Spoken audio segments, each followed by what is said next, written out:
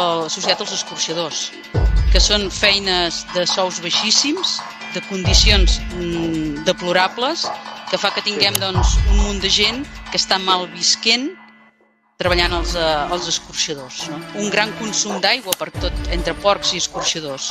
Hem calculat, i calculant a la baixa, que els porcs i els escorxadors consumeixen més aigua que els habitants d'Osona i Lluçanès, el que seria l'agroindústria, perquè aquest lobby és potentíssim. És Vallcompanys, Càrnica Julià, Bonària, Costa Brava Food i Casa Terradells és el 5è.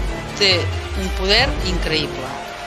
Sí, perquè la indústria alimentària a Catalunya, no només a Osona i Lluçanès, sinó a Catalunya és molt important. Llavors, la gent està molt ben situada a la Generalitat. Hi hagi el govern que hi hagi, és igual,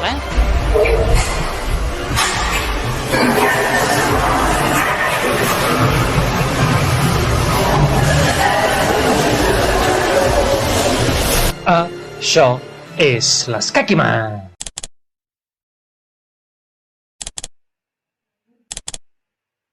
Jo soc soci del grup de defensa del Ter des de fa uns quants anys i el grup de defensa del Ter és una entitat ecologista que té més de 30 anys d'història, que va començar focalitzada en el que seria la conca del Ter, però cada vegada ens hem anat expandent més i no només fixant-nos en el que és el Ter, sinó també en temes socials i econòmics. Llavors, per resumir-ho, podríem dir que som un grup de ciutadans compromesos que estimem la vida, la natura i el Ter.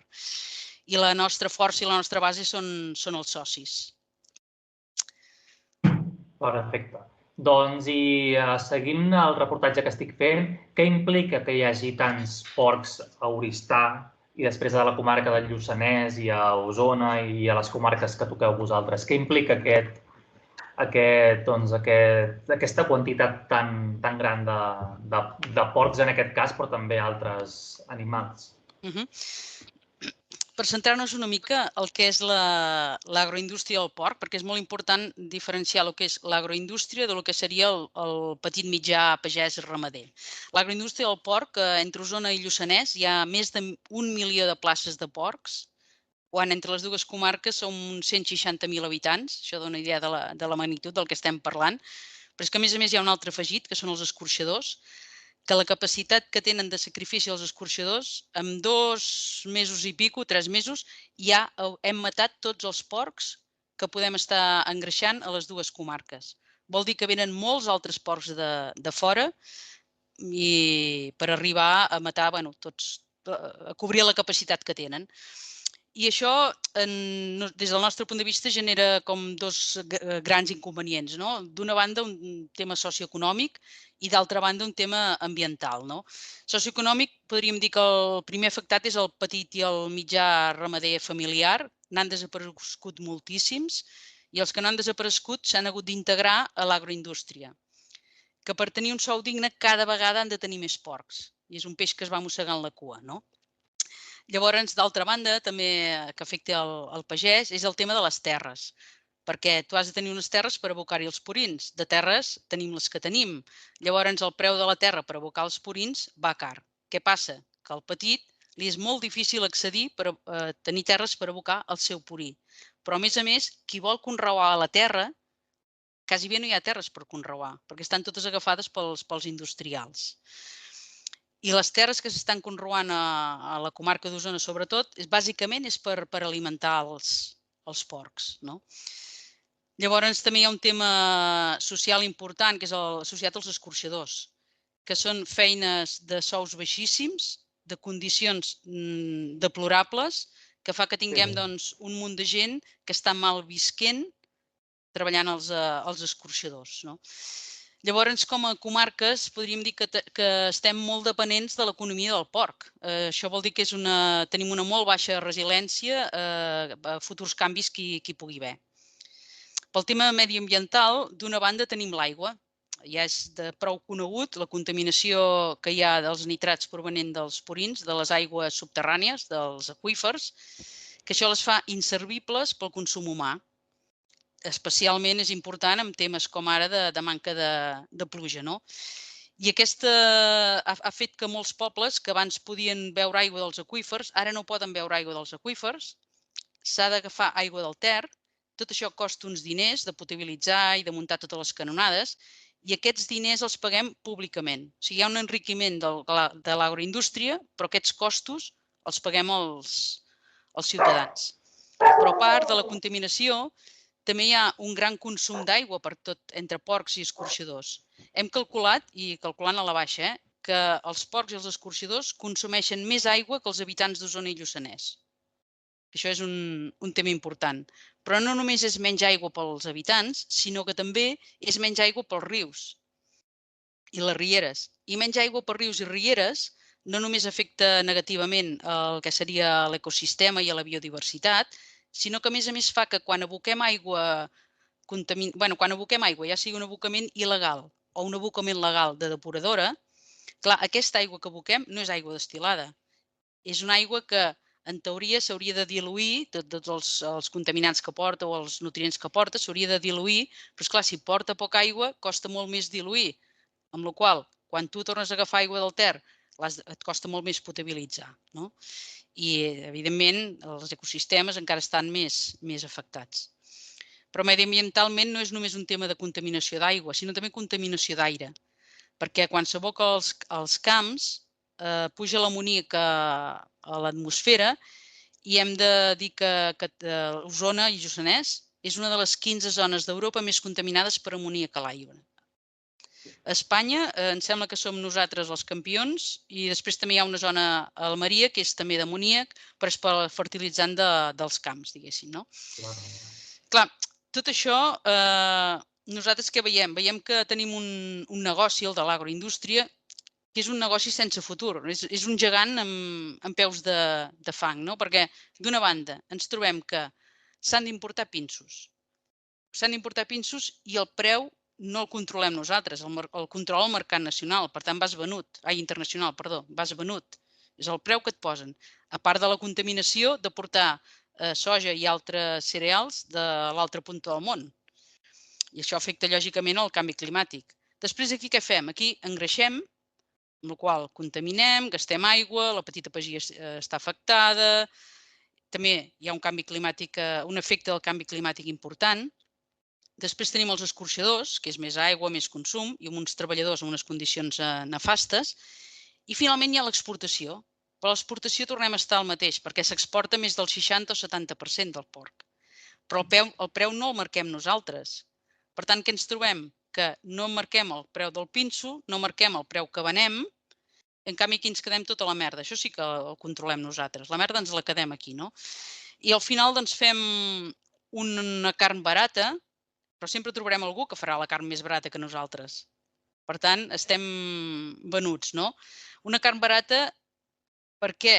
Perquè no integra tots els costos. No integra ni els costos socials, ni els costos mediambientals, ni els costos de salut, no? Amb tot això fa que nosaltres pensem que aquest model s'ha de canviar. I fa molt temps que diem que, d'una banda, s'ha de potenciar la petita i mitjana pagesia, arrelada a la terra i que realment entengui i estimi el seu modus de vida, comparat amb el que seria l'agroindústria. I després s'ha de reduir la cabana porcina, però dràsticament, perquè s'ha d'adequar als recursos que tenim a Osona i Lluçanès, recursos de terres i recursos d'aigua. I finalment el que voldria dir és que nosaltres, el que seríem el ciutadà de peu, també tenim molt a dir, no? O sigui, d'una banda hem de canviar patrons de consum. O sigui, hem d'entendre que la carn té un cost i hem de pagar el que costi perquè el pagès familiar pugui viure dignament. I també hem d'entendre que tampoc hem de menjar carn cada dia, perquè menjar carn cada dia és molt costós per tot el sistema. I també hi ha una cosa important, que és que, a part de canviar els patrons de consum, nosaltres hem de fer sentir la nostra veu i pensem que val la pena organitzar-se i estar en organitzacions com pot ser el grup de defensa del Ter o moltes d'altres que hi poden haver, perquè quanta més gent siguem amb aquest tipus d'organització defensant un model més just per tots, per les persones i pel medi ambient, més podrem nosaltres fer contrapès al que seria l'agroindústria, perquè aquest lobby és potentíssim.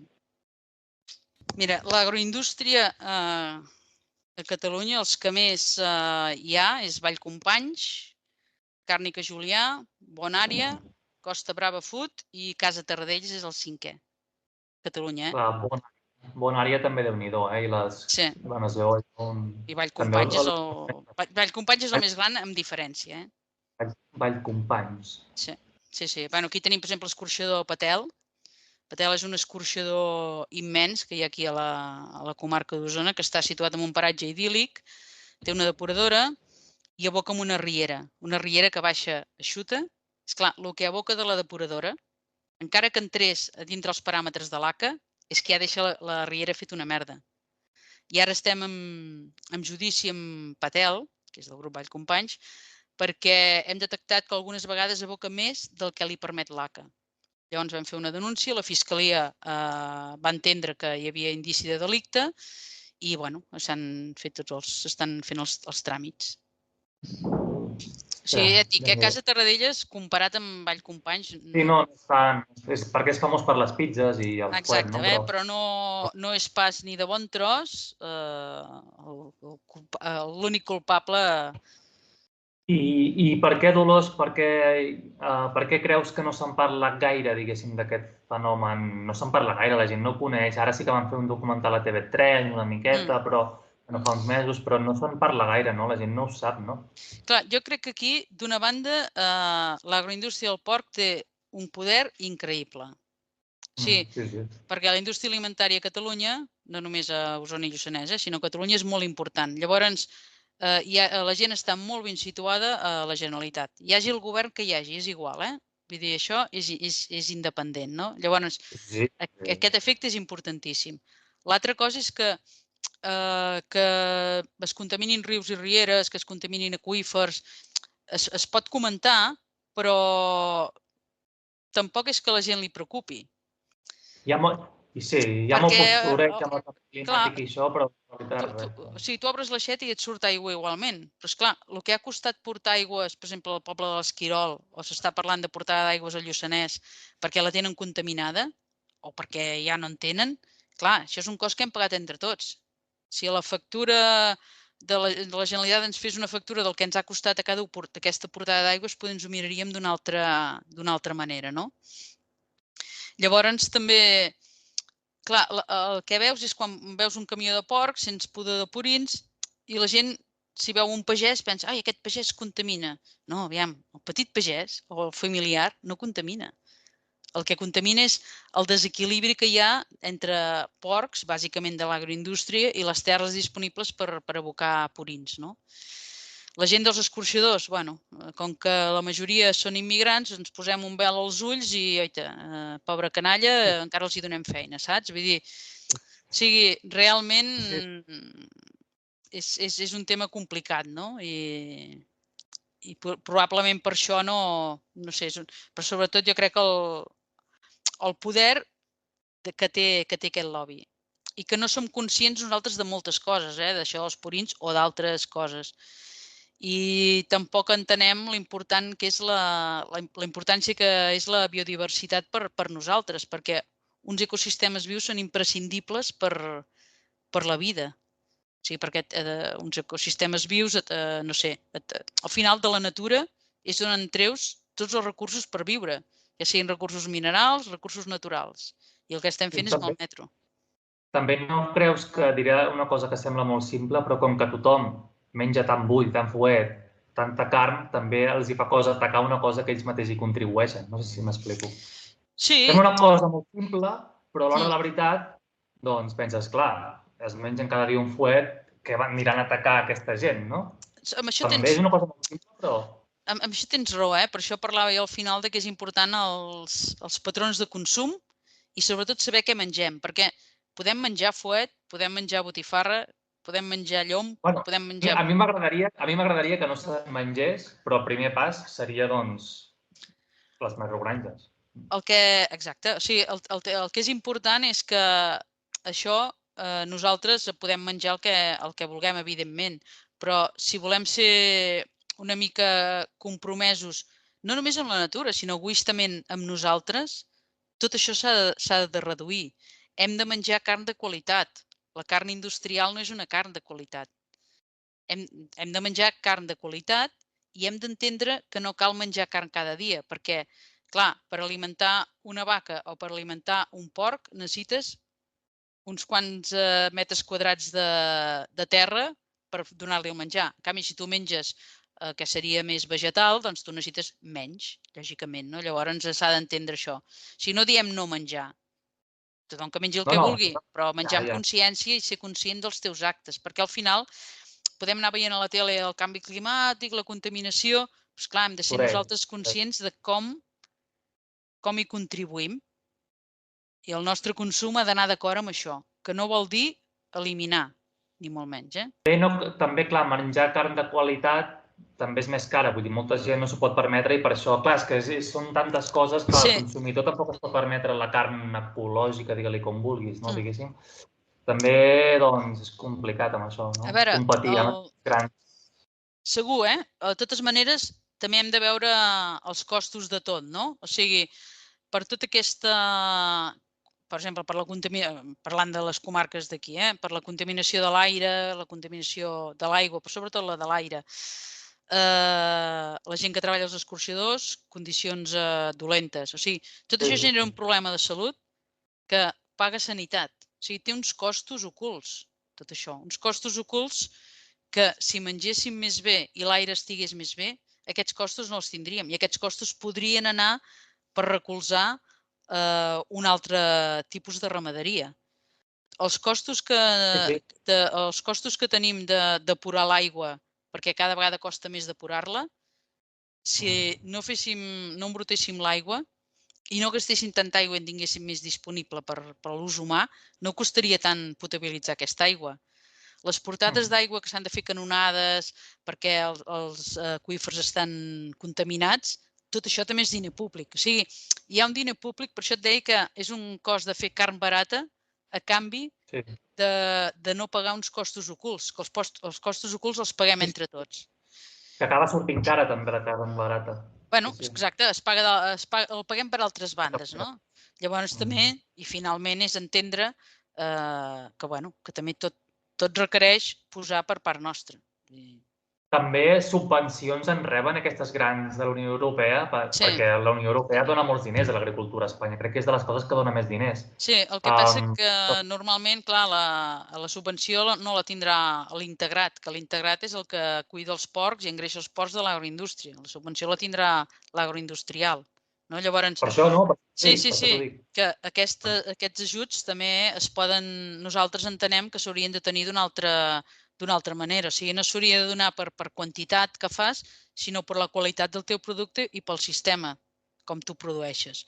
Vull dir que maneres de que la carn al consumidor final no li arribés tan cara hi són. I també hem d'entendre que no cal la pena consumir tanta carn. Que deies tu, el que acabes de dir ara mateix un altre cop, el patró de consum, si només menges carns 2 cops a la setmana, també t'ho podràs permetre encara que sigui més car, no diguéssim? Sí. Clar, és al final... Una altra cosa, això si vols no sortirà, però amb el tema ètic no el toqueu, el tema de que també els porcs estan en molt males condicions, o no el toqueu, aquest tema? Bueno, sí. Nosaltres, és que com que hi ha tanta cosa, però sí, és un tema que també, de fet ara, la llei de benestar animal, clar, també és una llei que nosaltres també l'hem recolzat, no? O sigui, els metres quadrats, són diverses coses, no? Una són els metres quadrats que han de tenir a la granja per la llei de benestar animal. Al tenir més metres quadrats, guanyem que ells estan més bé, per descomptat, però també... I la carn és més bona. Per la gent que menja carn, la carn és més bona. Exacte. Però a més hi ha un altre tema. És una mica cínic dir això, perquè és com dir, però sí, la carn és més bona. Sí. Però també hi ha un altre tema molt important que no he comentat abans, que és el tema dels antibiòtics. O sigui, si els porcs estan un al costat de l'altre, és que els han d'inflar antibiòtics. Clar, també les aigües també estan contaminades per antibiòtics. Llavors, si els tens més separats, no els has de donar tant antibiòtic, és diferent, no? Això és... I l'altra cosa molt important no només són els metres quadrats, sinó tenir un terra de palla. O sigui, ara no tenen un terra de palla, ara tenen terra, aquelles reixetes, que quan pixen i caguen se'n va tot cap a baix. Per això es gasta tanta aigua al netejar les granges. Abans hi havia terra de palla i aquest terra de palla es removia i quedava bé, diguéssim, no? Evidentment, també hi ha un tema de maltracte animal, això està clar. Vinga, merci. Una abraçada.